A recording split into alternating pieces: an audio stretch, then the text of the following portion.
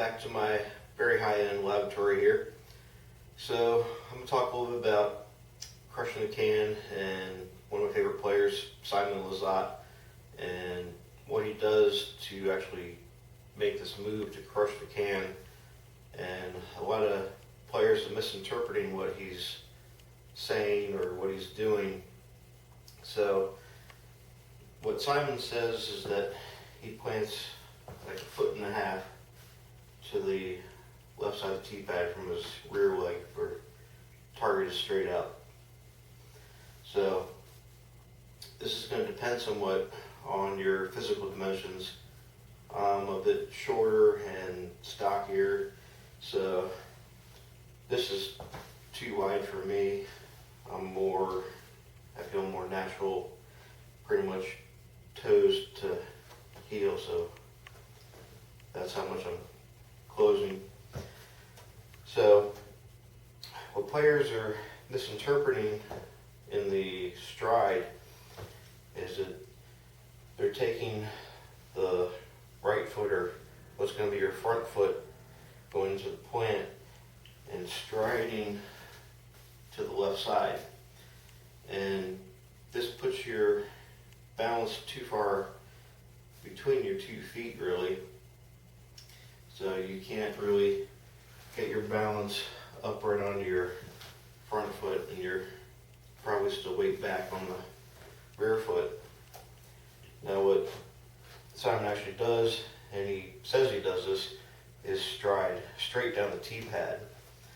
So if you're thinking of like a lateral agility drill with a hallway or a ladder where you're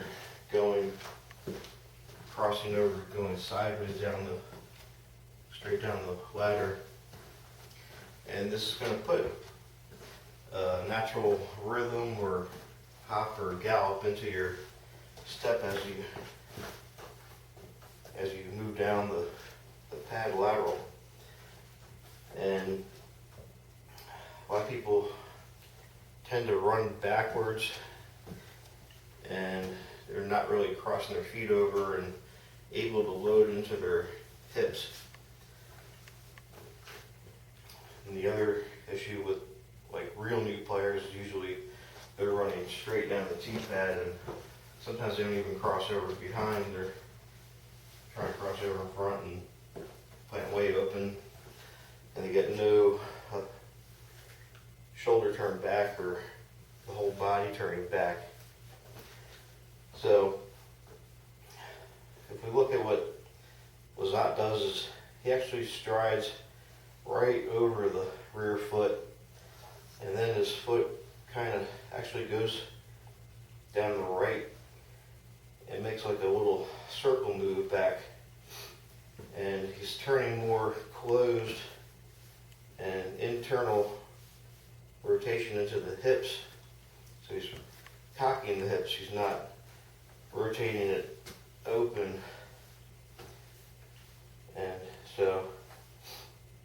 And then at the final move is you get off of the rear foot, so you can plant all your weight into the front foot, and all your weight is just accelerated by gravity, which is it's what you want to do when you're coming into the plant, is have a little drop of your center of gravity, and it's more efficient to just fall with gravity, and it's going to move all your weight together and get a real consistent rhythm and sequence to your throw.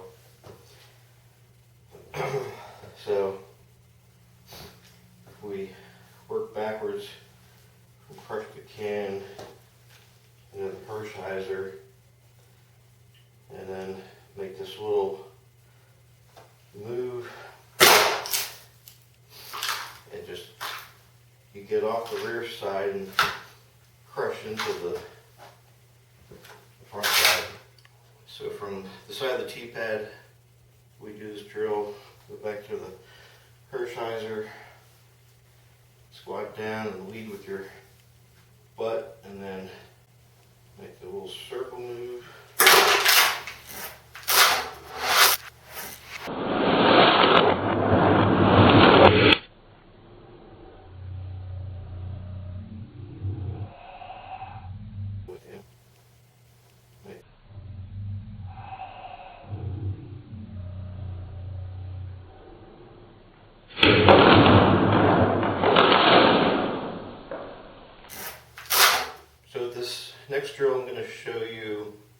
to center your swing so that your backswing centers on your rear foot, and then your forward swing centers on your front foot. So this is the open to closed crush the can. So if you set up like you're going to crush the can, and then you go to an open stance, the target is straight out from the camera, and your weight's going to be about 50-50, and you can aim straight to the target, and you're going to swing your whole body around so everything pivots around your rear foot like that. So everything was centered or swinging around the rear side. And when I go to plant, I'm off of this foot, and everything is centered on the front foot now. So set up like you're going to crush the can, go to an open stance, open everything up, turn everything back, plant, and then swing through. Alright, so from the side view, I'm going to set up, crush the can, open the stance straight out this way, swing everything centered back around, plant, everything is transferred over and the centers on the front foot.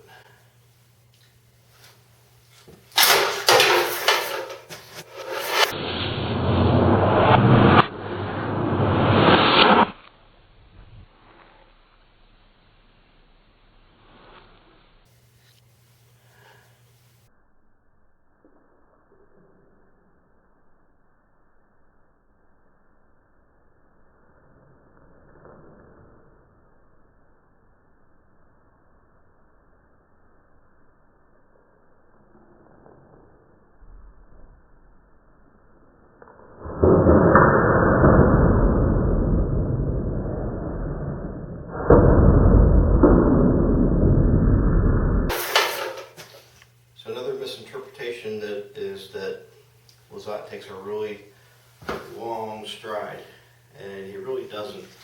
He takes a short stride as he's keeping his legs still internally rotated, but he's making a bigger stride off of the rear foot than everybody else into the plant.